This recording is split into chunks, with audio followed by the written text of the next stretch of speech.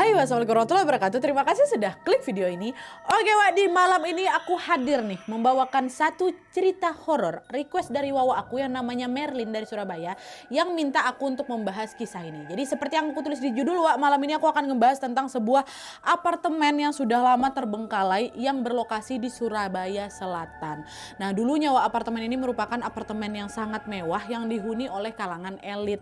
Tapi sekarang apartemen ini sudah terbengkalai dan ditutupi oleh pepohonan-pepohonan dan juga semak belukar. Nah, seiring berjalannya waktu, apartemen ini dikenal sebagai bangunan angker atau kalau dalam bahasa Jawanya panggonan wingit karena menyimpan banyak sekali kisah mistis. Tapi meskipun begitu, banyak orang yang berdatangan nih ke apartemen ini untuk membuktikan apakah tempat ini tuh betul-betul angker apa enggak. Nah, penasaran dengan gimana kisah tentang apartemen ini?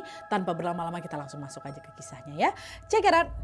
Oke Wak, jadi seperti yang sudah aku kasih tahu barusan, apartemen ini berlokasi di kota Surabaya. Bangunan apartemen ini memiliki 5 tower dan di setiap towernya terdiri dari belasan lantai. Apartemen ini dibangun pada tahun 1994 dan sempat berhenti pada tahun 1998 karena terdampak krisis moneter. Nah, selain terdampak krisis Wak, pembangunan dari apartemen ini juga ternyata sudah diwarnai dengan isu-isu mistis.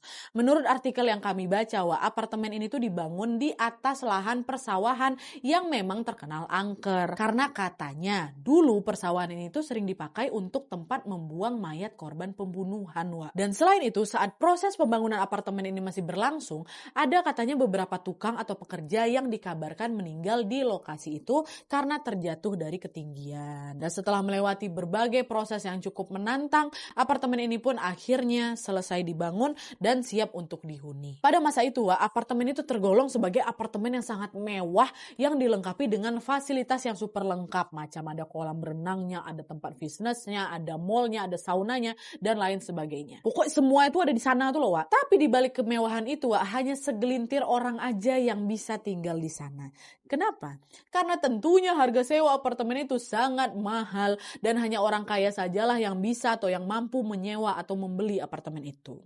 Dan setelah dihuni oleh beberapa penyewa, rupanya apartemen itu tetap juga diselimuti oleh kisah-kisah mistis, Wak. Salah satunya adalah kisah tentang misteri pembawa keranda. Ini aku ceritain lah kisah ini ya. Jadi Wak, ceritanya, pada suatu malam ada seorang satpam yang sedang berjaga nih di apartemen. Nah, pas lagi berjaga itu, satpam ini dikejutkan dengan suara bapak-bapak yang mengucapkan kalimat La ilaha illallah, La ilaha illallah, La ilaha illallah. Suara ini terdengar dari kejauhan seperti sedang membawa jenazah. Nah, Pak Satpam mikir kan, siapa menguburin jenazah malam-malam kayak gini, kata dia. Nah, karena penasaran, Pak Satpam ini segera langsung keluar dari apartemen untuk mencari sumber suara.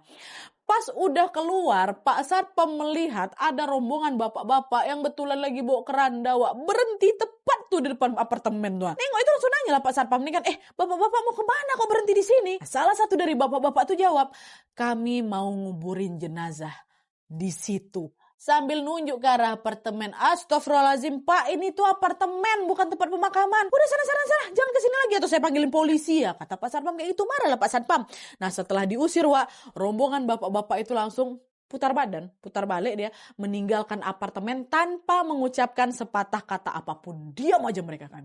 Dan anehnya lagi, hanya dalam hitungan detik, Wak, rombongan yang bawa mayat itu tiba-tiba menghilang, menembus kegelapan. Nengok itu apa nggak merinding satpam itu, Wak. Di titik itulah dia baru sadar kalau rombongan itu sudah pasti bukan manusia. Dan selain sosok pembawa keranda, Wak, beberapa penyewa apartemen juga mengaku sering melihat sesosok penampakan yang mengerikan. Pada malam tertentu, beberapa penyewa sering melihat sesosok makhluk bertubuh besar, berkulit hitam, muncul dari pohon besar yang ada di belakang apartemen. Banyak tuh yang sering ngeliat kayak gitu. Dan seiring dengan adanya kisah mistis yang beredar, di saat yang sama juga kejayaan apartemen itu sudah tidak bertahan lama, Wak. Pada tahun 2002, apartemen itu mengalami kebangkrutan dan secara perlahan-lahan mulai ditinggalkan oleh para penyewanya. Nah, awalnya meninggalkan apartemen itu cuma 1-2 orang aja, Wak. Tapi makin lama seluruh penyewa juga ikut pergi dan akhirnya apartemen itu pun kosong tanpa dihuni oleh satu orang pun ya. Tapi meskipun ditinggal oleh penyewanya, pihak apartemen kan nggak nyerah gitu aja tuh. Mereka terus tuh berusaha untuk memanfaatkan bangunan itu supaya tidak sia-sia. Nah dari situ mereka akhirnya mengalih fungsikan apartemen itu sebagai tempat wisata kolam renang. Tadi kan aku juga ceritakan kalau di apartemen itu kan memang ada kolam renangnya kan. Nah kolam renang itu akhirnya dibuka lah untuk umum dan ternyata cara itu cukup efektif karena ada banyak orang yang tertarik untuk berenang di sana. Seiring berjalannya waktu, kolam renang itu pun mulailah ramai dikunjungi oleh beberapa warga Surabaya dan juga sekitarnya. Tapi lagi-lagi keramaian itu juga tidak berlangsung lama karena pada suatu hari ada sebuah petaka mengerikan yang terjadi di sana. Jadi pada suatu hari kolam renang di apartemen itu lagi rame-ramenya pengunjung nih. Mayoritas pengunjung di sana adalah anak-anak yang salah satunya kita sebut aja lah nama anak ini A ya. Nah pada saat A ini lagi berenang semuanya berjalan normal-normal aja. Tapi begitu dia masuk ke dalam air, A mendengar ada suara gemuruh dari dasar kolam. Dan gak lama kemudian A ini merasa ada seseorang yang narik kaki dia seolah mau nenggelamin dia gitu loh. Dan untungnya sebelum betul-betul tenggelam A berhasil menyelamatkan diri dengan naik ke atas kolam langsung.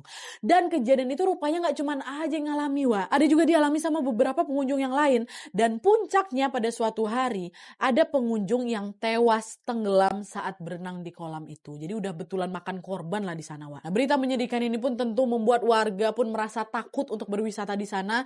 Alhasil hanya dalam waktu yang singkat apartemen itu pun kembali kosong tanpa ada satupun penyewa ataupun pengunjung yang datang. Nah karena gak ada lagi orang yang berminat berkunjung ke sana kan, lama-lama apartemen itu udah gak kerawat lah, udah mulai terbengkalai nih. Apartemen yang dulunya diisi hiruk pikuk pengunjung sekarang sudah tertutup dengan lebatnya semak-semak belukar Pada saat malam tiba apartemen ini tampak gelap tanpa ada pencahayaan sedikit pun. Dan seiring dengan terbengkalainya apartemen itu kisah-kisah mistis jadi makin intens lagi dialami oleh warga yang tinggal atau melintas di sana. Nah ini aku mau ceritain sedikit kisah mistis apa aja yang beredar setelah apartemen itu betul-betulan ditinggalkan ya. Nah jadi menurut beberapa keterangan beberapa warga di situ, mereka ini sering mendengar ada suara-suara aneh setiap kali melintas di depan apartemen itu. Ada suara wanita nangis, ada suara anak kecil berlarian, bahkan suara deburan ombak dari dalam kolam renang setiap jam 12 malam. Suara-suara itu tentunya bikin warga di sekitar itu takut. Kenapa? Karena suara itu pasti bukan dari suara manusia, orang apartemen itu kosong kok. Dan selain teror suara, beberapa orang ini juga pernah melihat penampakan yang menyeramkan di situ. Nah menurut berita yang dilansir di detik.com, warga yang bernama Mas John mengaku pernah melihat kejadian aneh di apartemen itu Jadi menurut pengakuannya Mas John nih pada suatu hari ada petugas catering nih yang mengirimkan makanan ke apartemen itu. Setibanya di sana si petugas itu terkejut gegara, loh apartemennya kok kosong, betul-betul nggak berpenghuni kan. Petugas itu pun mikir kalau apartemen ini kosong terus ini yang pesan makanan aku siapa. Nah karena takut si petugas itu pun segera pergilah kan dari sana. Tapi sebelum dia pergi petugas ini dikejutkan dengan kemunculan sesosok wanita berambut panjang terurai. Dia pakai baju putih lusuh kali dari dalam apartemen. Nah karena terkejut si petugas ini pun langsung teriak kan sampai menghebohkan beberapa warga di situ. Jadi yang pesan makanan dia itu si perempuan itu jangan. Dan selain petugas catering beberapa orang ini juga pernah dihantui penampakan yang sama, yaitu sosok wanita berambut panjang dan berwajah lusuh dari dalam apartemen itu. Bahkan pernah ada juga pengendara yang mengalami kecelakaan karena dia kaget dengan kemunculan sosok si perempuan itulah di depan apartemen si kuntilanak itu beberapa orang juga dikejutkan dengan penampakan sosok lain, yaitu sosok anak kecil. Seorang warga mengaku pernah melihat anak kecil berlari-larian di jalan tol dekat apartemen itu waktu malam. Karena khawatir, warga ini pun menghentikan mobilnya dan berniat untuk menasehati si anak itu.